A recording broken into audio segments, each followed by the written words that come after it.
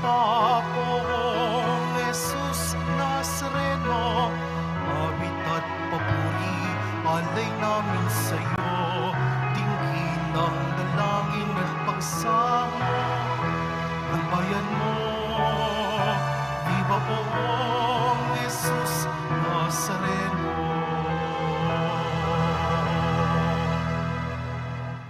Sa ngalan ng Ama at ng Anak at ng Espiritu Santo. Amen.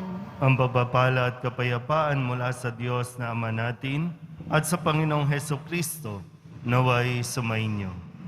At sumaiyo rin. Ngayon po ay ginugunita natin ang kapistahan ni San Ireneo, obispo at martir. Mga kapatid, tinipon tayo bilang kaanib ng angkan ng Diyos. Kaya dumulog tayo sa maawaing Panginoong nagpapatawad ng lubos. Sinugong tagapagpagaling sa mga nagsisisi, Panginoon, kaawaan mo kami. Panginoon, kaawaan mo kami. Dumating na tagapag-anyayang mga makasalanan ay magsisi, Kristo, kaawaan mo kami. Kristo, kaawaan mo kami. Nakaluklok ka sa kanan ng Diyos Ama para ipamagitan kami. Panginoon, kaawaan mo kami. Panginoon, kaawaan mo kami. Kaawaan tayo ng makapangyarihang Diyos. Patawarin tayo sa ating mga kasalanan at patnubayan tayo sa buhay na walang hanggan. Amen. Manalangin tayo. Ama naming makapangyarihan, iniatas mo sa obispong si San Ireneo ang pagpapatatag sa katotohanan ng iyong itinuturo at sa masayang pagkakasundo ng iyong simbahan. Ipagkaloob mo bilang tugon sa kanyang pagdalangin na kaming dinudulutan mo ng pagbabago, bunga ng pananalig at pag-ibig, ay maging laging masigasig sa pagpapaunlad ng pagkakaisa at pagkakasundo. Sa pamamagitan ni Jesucristo, kasama ng Espiritu Santo, magpasawalang hanggan. Amen. Magsiupo muna ang lahat.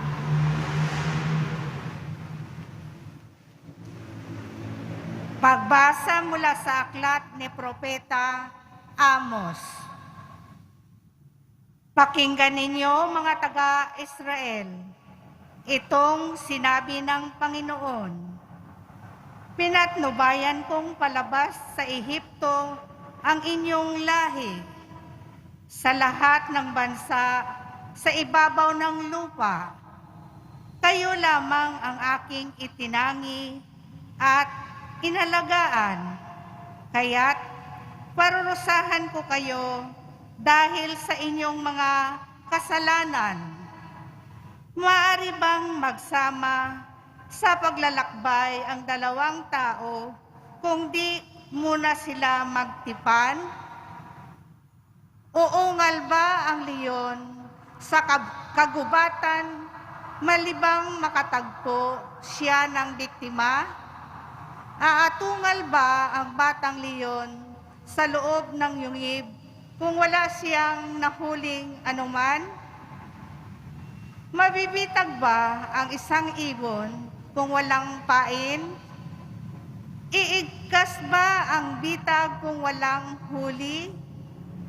Maaari bang di sakmalin ng takot ang mga mamamayan kapag hinipan ng bantay lunsod ang trompeta? Mangyayari ba sa isang lunsod ang isang kahindik-hindik na bagay malibang ito'y itulot ng Panginoon? Tunay na ang Panginoon ay di gumagawa ng anumang bagay na di ipinababatid ang kanyang balak sa kanyang mga lingkod, ang mga propeta. Pag ungal ng leon, maaari bang hindi ka matakot?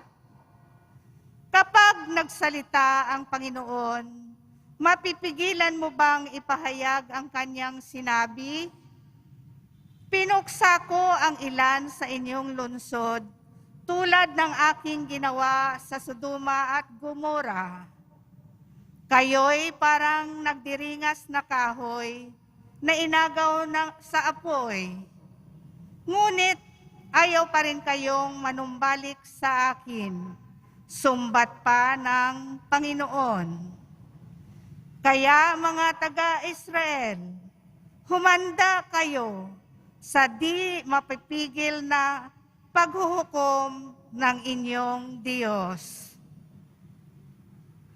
Ang salita ng Diyos. Salamat sa Diyos. Poon ako'y pangunahan, ng landas mo'y aking sundan. Poon ako'y pangunahan, ng landas mo'y aking sundan. Ang gawang masamay, di mo kalulugdan. Ang gawaing hidway, di mo papayagan. Ang mga palalot masasamang asal, iyong itatakwil at kasusuklaman. Poon ako'y pangunahan, ng landas mo'y aking sundan. Parurusahan mo yaong sinungaling, pati mararahas at ang mga taksil. Poon ako'y pangunahan, ng landas mo'y aking sundan. Dahilan sa iyong tanging pagmamahal, ako ay dudulog sa iyong tahanan. Sasambahin kita sa templo mong banal, bilang isang tanda ng aking paggalang. Poon ako'y pangunahan, ng landas mo'y aking sundan. Magsitayo po muna ang lahat.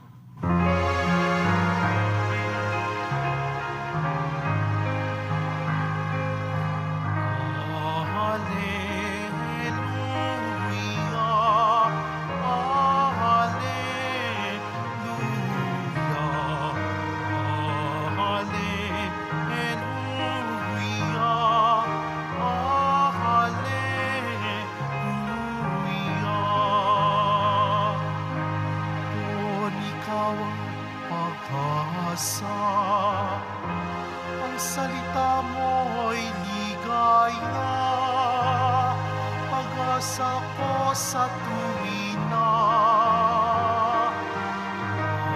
Hallelujah,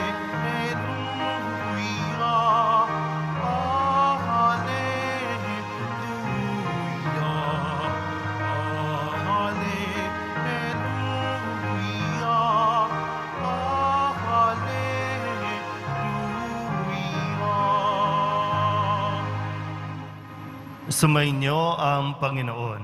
At sumaiyo rin. Ang mabuting balita ng Panginoon ayon kay San Mateo. Papuri sa iyo, Panginoon. Noong panahong iyon, sumakay si Jesus sa bangka, kasama ang kanyang mga alagad. Bumugso sa lawa ang isang malakas na unos at halos matabunan ng mga alon ng bangka. Ngunit natutulog noon si Jesus.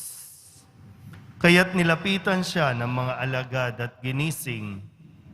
Panginoon, tulungan ninyo kami, sabi nila. Lulubog tayo. At sinabi niya sa kanila, ano't kayo'y natatakot? Napakaliit naman ang pananalig ninyo. Bumangon siya, sinaway ang hangin at ang dagat, at tumahimik ang mga ito. Namangha silang lahat at ang sabi, anong tao ito? Kahit ang hangin at ang dagat ay tumatalima sa kanya. Ang mabuting balita ng Panginoon. Pinupuri ka namin, Panginoong Heso Kristo. Magsiupo muna ang lahat. Isang magandang araw po sa inyong lahat. Ngayon po ay pinapaalala sa atin na ang buhay natin ay isang paglalakbay, isang paglalayag na kung may tuturing ay na bahagi na ng ating pang-araw-araw na buhay para bang normal na o normal sa buhay natin yung makaranas tayo ng kaunting mga pag-uga, halon, o hampas ng hangin. May mga bagay po sa paligid natin na hindi natin po pwedeng kontrahin, hindi natin po pwedeng kalabanin. Kailangan lang natin, kumbaga, go with the flow lang tayo. Sa tamang konteksto po no, ng ating pinagninilayan. Ang mga problema, nandiyan po yan para tayo mas patatagin. May mga problemang hindi natin inaasahan na mangyayari. Mayroon din naman mga problemang tayo mismo ang pumapasok. Kaya tayo naguguluhan. Maganda dito sa ating ebanghelyo dahil yung mga naging pagkilos ng mga alagad ay isang kapupulutan ng aral sa natin dahil habang sila po ay naglalayag, nakasakay sa bangka, lumakas yung hangin, umampas ang alon. So normal naman po, no? Kung ikaw ay nasa dagat, ikaw ay nasa ilog, gagalaw at gagalaw ang bangka na kinasasakyan ninyo. Kaya nga, ano po ba yung ginagawa ni Jesus habang naririto?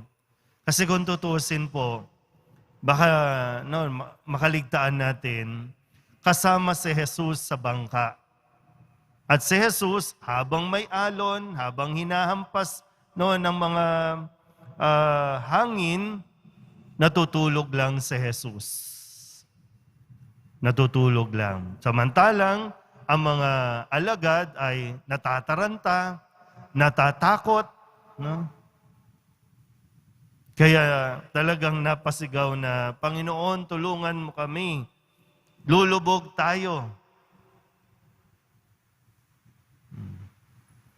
Siguro magandang wake up call din po ito para sa atin na yan nangyayari sa buhay mo, yan nangyayari sa buhay natin, kalma ka lang. Lilipas din yan. Marami na tayong pinagdaanan, pero tingnan mo naman, hanggang ngayon buhay pa tayo. Noon, akala ko mamamatay na ako sa gutom. Noon, akala ko hindi ako makakapag-aral. Itong nakalipas na COVID din ako, pero buhay pa. Pero mayroon bang maitutulong yung matataranta tayo? May maitutulong ba yung mamoblema tayo ng mamoblema? Minsan may problema na tayo, wag na tayong mamoblema.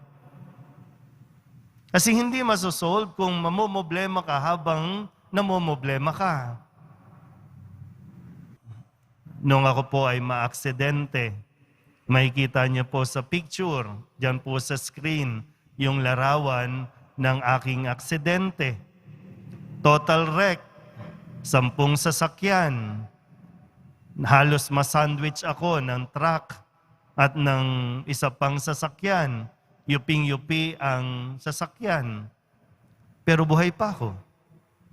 Pero alam nyo, habang na-experience ko yon, minsan kailangan lang po talaga, no? Gusto ko lang i-share, baka lang makatulong po, no?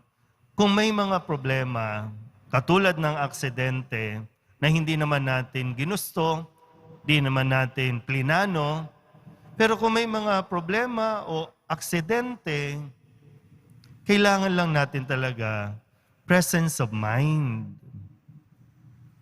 Kailangan lang natin talaga kumalma. Kasi kung sasabayan natin ang pagkataranta, lalo tayong hindi makakakilos ng tama. Alam nyo, habang kasi umikot yung sasakyan ko, no? So, hindi ko basta sunod-sunod na bangga, bug. Ano nangyayari? Pero, sige, hanggat sa abot na aking makakaya, focus lang. Ano nangyayari sa loob? Ano nangyayari sa labas? Dasal. And then, nung medyo huminto na lahat ng paggalaw, para bang, asan yung papeles? Asan yung ano yung gagawin ko? Hindi na ako makalabas. Sira na lahat ng lock. Saan ako dadaan? Sabi ng mga tao sa labas, no? Labas na po kayo, baka sumabog kasi yung isang sasakyan, tumatagas na yung gasolina. Sabi ko, patulong naman po. No? Walang lumalapit. Doon ka na lang sa likod. No? Dahil basag na nga yung mga bintana, yung mga salamin. So, hanap ng paraan. Kasi kung matataranta, baka hindi talaga ako nakalabas. Pero ngayon, no, paglabas ko ng sasakyan, tiningnan ko yung sasakyan, grabe pala yung nangyari sa sasakyan. Pero himala na lahat kami, yung mga 10 sasakyan, may matatanda, buhay naman lahat. Sirang-sira ang mga sasakyan, pero buhay lahat. So, magwawala pa ba tayo? Nung nag-usap-usap kami, magkakaso pa ba tayo? Aksidente ang nangyari. So, may maitutulong ba kung magwawala ang isa man sa amin? Hindi. So, siguro, gusto ko lang ibahagi. Bahagi po ng aking pagninilay na dito nga sinasabi ni Jesus yung kahalagahan ng pananalig. Kasi ang buhay po, sa isang iglap lang pwedeng mawala. Sa isang iglap lang. Bakit tayo? Ba't gugustuhin nating mamuhay sa takot? Bakit gustuhin nating mamuhay na habang namumuhay, dahil sa mga problema, lungkot lang yung ating nararamdaman. Kung may sakit ka, di may sakit. Kung mamamatay ka sa sakit, di mamatay sa sakit. Ihanda ang sarili. Kasi naman may sakit ka na, namumblema ka pa, doble-doble tuloy. Sa isang iglap lang, pag ginusto ng Diyos, mawala ang buhay, kunin ang buhay, mawawala tayo. Pwedeng marami nang nawala sa atin nung panahon ng COVID, pero hindi pinahintulot. Diba? Walang magagawa po kung tayo po ay matataranta ng todo sa mga problemang minsan hindi naman dapat problemahin kasi lilipas at lilipas din. Maliban na lang kung hindi mo talaga sinusolusyonan o hindi mo inilalapit sa Diyos. Nawa po, sa mga panahon na tayo ay inuuga, inaalon, hinahampas, mas manatili nawa tayong nananalig sa poong Jesus Nazaren. Amen. Magsitayo po ang lahat.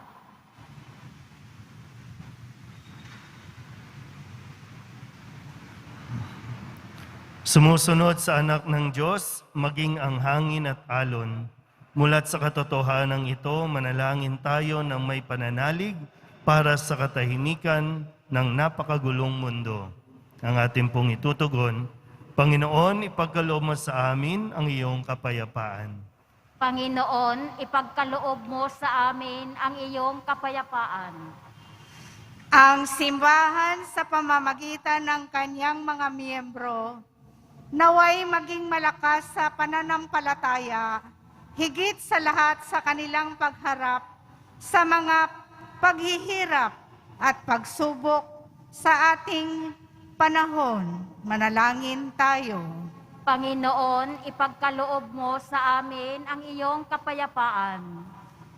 Ang mga naglalakbay sa karagatan, ang mga mandaragat, ang mga mangingisda, at yaong mga taong sa dagat, nagmumula ang ikinabubuhay, naway makadama ng kasiguraduhan at kaligtasan. Manalangin Panginoon, tayo. ipagkaloob mo sa amin ang iyong kapayapaan. Ang mga nanghihina sa kanilang pananampalataya, naway mapatatag sa pamamagitan ng tulong at suporta ng kanilang mga kaibigan. Manalangin tayo. Panginoon, ipagkaloob mo sa amin ang iyong kapayapaan. Ang mga may kapansanan at mga nagdurusa sa matagal na karamdaman, naway makatagpo ng kapayapaan kay Kristong may kapangyarihang magpagaling. Manalangin tayo. Panginoon, ipagkaloob mo sa amin ang iyong kapayapaan. Ang mga yumao, naway makadama ng walang hanggang kapayapaan kay Kristo. Manalangin tayo. Panginoon, ipagkaloob mo sa amin ang iyong kapayapaan. Idulog din natin sa Panginoon ang ating mga personal na kahilingan at mga panalangin para sa ating mga pamilya. Ganon din ang lahat ng mga misang pasasalamat, espesyal na intensyon at mga kaluluwa na hinihiling na ipagdasal sa misang ito.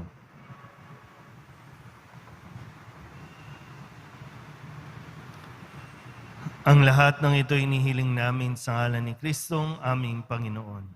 Amen. Magsiupo muna ang lahat.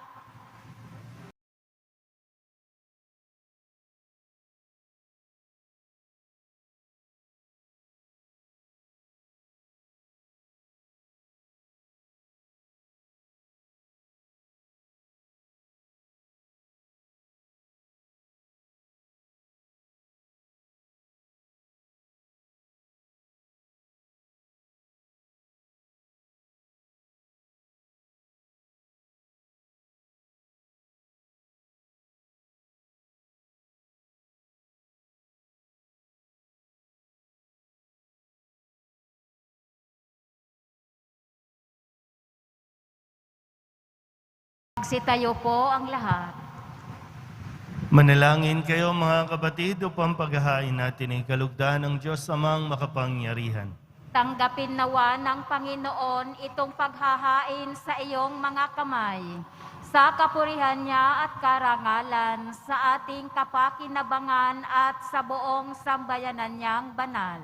Ama naming lumikha, pakabanalin mo at basbasan ang mga alay na nakahanda upang paalabin nito ang aming diwa sa ningas ng pag-ibig mo na nagdulot ng tagumpay sa pagpapakasak ni San Ireneo.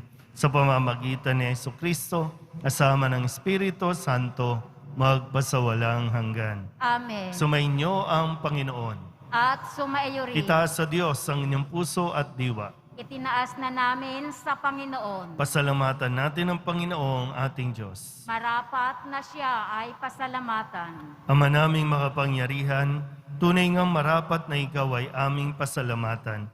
Ngayong aming kagalakan ni si San Ireneo ay parangalan. Siya'y kapanalig naming may paninindigan na ikaw ay pahayag kahit siya'y mamatay. Sapagkat minarapat mong kanyang matularan ang iyong anak na naghain ng sariling buhay. Tulad ng naganap sa iyong anak, ang dugo ng mga martir ay dumanak, hindi dahil sa katatagang likas, kundi dahil sa iyong bigay na lakas. Kaya kaysa ng mga anghel na nagsisiawit ng papuri sa iyo, nang walang humpay sa kalangitan, kami nagbubunyi sa iyong kadakilaan. Santo, Santo, Santo, Panginoong Diyos ng mga hukbo, napupuno ang langit at lupa ng kadakilaan mo. Husana sa kaitaasan. Pinagpala ang naparirito sa ngalan ng Panginoon. Husana sa kaitaasan. Magsiluhod po ang lahat. Ama naming banal, ikaw ang bukal ng tanang kabanalan. Kaya't sa pamamagitan ng iyong Espiritu, gawin mong banal ang kaloob na ito upang para sa aming maging katawan at dugo ng aming Panginoong Hesukristo. Bago niya pinagtiis ang kusang loob na maging handog, inawakan niya ang tinapay, pinasalamatan kaniya, pinaghati-hati niya iyon, iniabot sa kanyang mga alagad at sinabi, "Tanggapin ninyong lahat ito at kanin, ito ang aking katawan na ihahandog para sa inyo."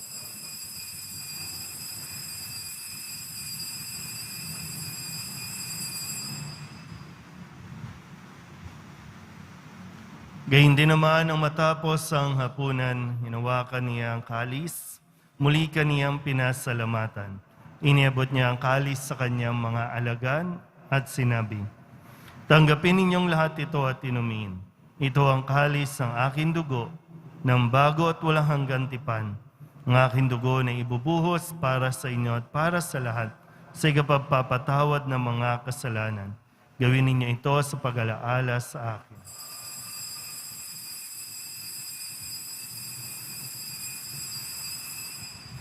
Magsitayo po ang lahat. Ipagbunyihin natin ang misteryo ng pananampalataya. Si Kristo'y namatay, si Kristo'y nabuhay, si Kristo'y babalik sa wakas ng panahon. Ama, ginagawa namin ngayon ang pag-alaala sa pagkamatay at muling pagkabuhay ng iyong anak, kaya tiniaalay namin sa iyo ang tinapay na nagbibigay buhay at ang kalis na nagkakaloob ng kaligtasan. Kami nagpapasalamat dahil kami iyong minarapat na tumayo sa harap mo para maglingkod sa iyo. Isinasamo namin kami magsasalo-salo sa katawan at dugo ni Kristo ay mabuklod sa pagkakaisa sa pamamagitan ng Espiritu Santo. Ama, lingapin mo ang iyong simbahang laganap sa buong daigdig. Puspusin mo kami sa pag-ibig kay San Francisco na aming Papa at ni Jose na aming Obispo at ng Tanang Kaparian. Alalahanin mo rin ang mga kapatid naming nahimlay na may pag-asang sila'y muling mabubuhay, gayon din ang lahat ng mga pumanaw. Kawaan mo sila at patuloyin sa iyong kaliwanagan. Kawaan mo at pagindapating kaming lahat na makasalo sa iyong buhay na walang wakas. Kaysa ng mahal na Birhen Maria na Ina ng Diyos, ng kabiyak ng puso niyang sa San Jose, kaysa ng mga apostol at ng lahat ng mga banal na namuhay dito sa daigdig na kalugod-lugod sa iyo, may pagdiwang nawa namin ang papupuri sa ikararangal mo sa pamamagitan ng iyong anak na aming Panginoong Heso Kristo. Sa pamamagitan ni Kristo, kasama niya at sa Kanya, ang lahat ng parangal at papuri ay sa iyo, Diyos amang makapangyarihan, kasama ng Espiritu Santo, magpasawalang hanggan.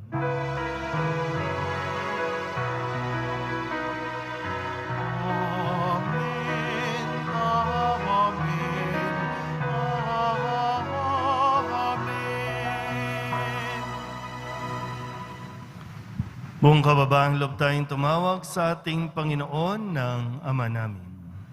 Ama namin, Sumasalangit ka, sambahin ang ngalan mo.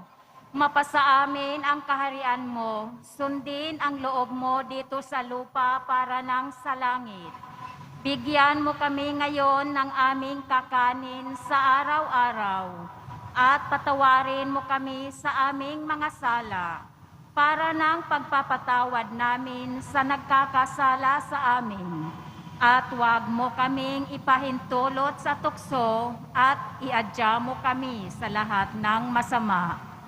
hinihiling namin kami iadya sa lahat ng masama, pagkalooban ng kapayapaan araw-araw, iligtas sa kasalanan at ilayo sa lahat ng kapahamakan, samantalang aming pinananabikan ang dakilang araw ng pagpapahayag ng tagapagligtas naming si Heso Kristo.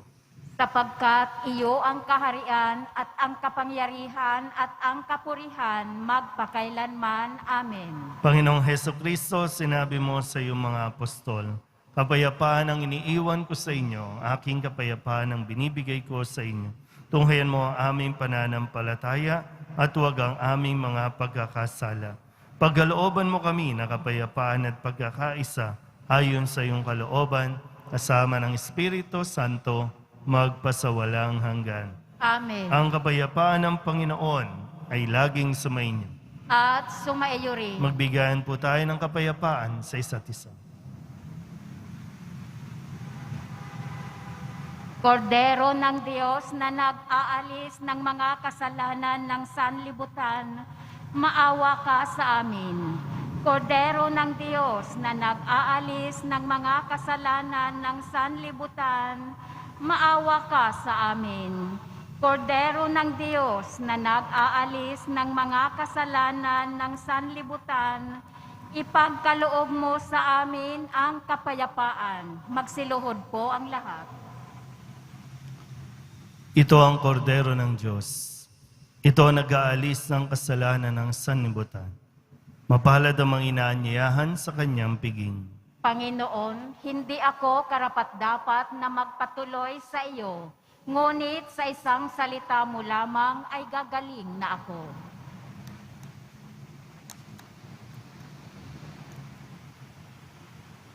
Katawan ni Kristo. Amen.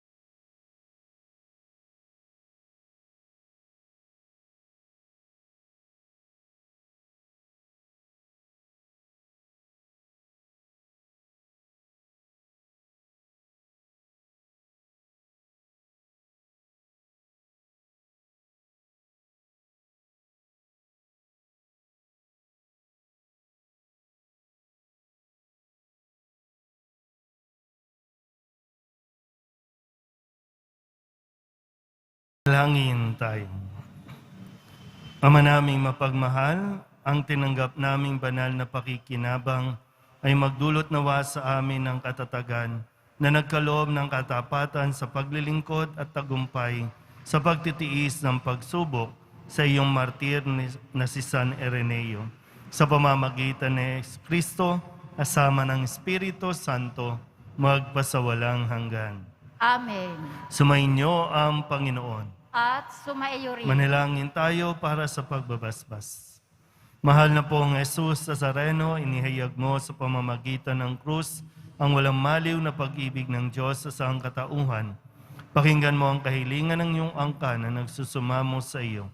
Makamtanawa nila ang iyong katugunan at tanggapin ang kasagutan na may utang na loob na tinatanaw. Basbasan din po ninyo mga dala-dala nilang mga imahin at dasalan at lahat ng mga may karamdaman. Sa pamamagitan ng bendisyon na ito, naway maalala nila ang mga pangako nila noon sa binyag na ikaw ang kanilang ibigin at pagdilingkuran bilang Panginoon magpasawalang hanggan. Amen. At pagpalain kayo ng makapangyarihang Diyos, Ama at Anak at Espiritu Santo. Amen. Umayo kayong taglay ang kapayapaan ng Poong Jesus Nazareno. Salamat sa Diyos. Magandang araw po.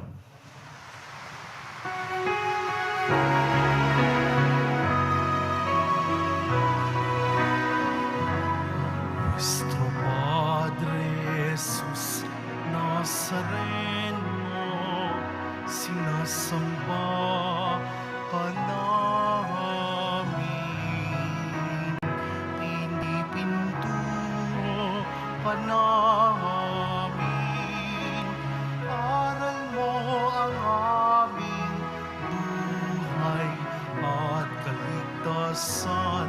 Nuestro Padre Jesus Nazareno, iligtas mo